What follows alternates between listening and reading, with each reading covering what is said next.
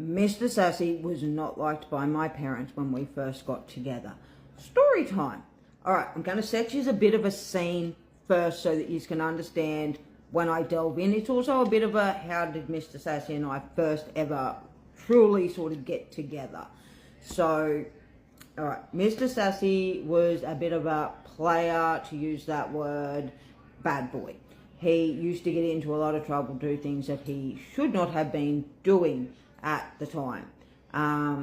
As I have said myself, I delved down the wrong path for a while of my life as well until I fell pregnant with little Miss. So, you know, we were in the same similar circle, but not too closely.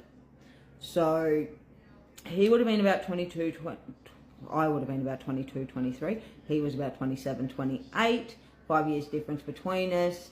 I was, at this said time, best mates with his cousin as well. So like I said, I did know of him, but just not well enough for what was about to happen.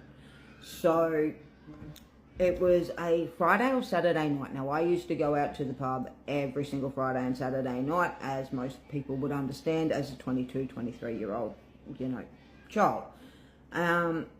This one night, I did not go out. I stayed at home, tucked up in my bed. It was like 3 o'clock in the morning, and I hear knock, knock, knock on my bedroom window. Now, I lived alone, so I was slightly freaking at who was at my bedroom window.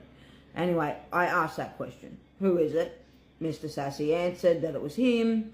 I looked out the window. It was. So I proceeded to go and let him in the front door, which I was shocked about because it's not a normal thing. Like I said, yes, okay, we had ventured to parties together. We had done different things and that, but not well enough that this man was showing up at my front door at 3 o'clock in the morning. So I proceeded to let him in and was very confused on why he was there. And he sat down and he was completely gone. He had drank more than you could ever imagine, I swear. And he sat down and proceeded to pour his heart out to me. And I mean, he laid it on thick. It was like coating. There was like this much icing on top of that cake, mate. It was thick. So he proceeded to tell me how much he loved me and wanted to be with me and all of that.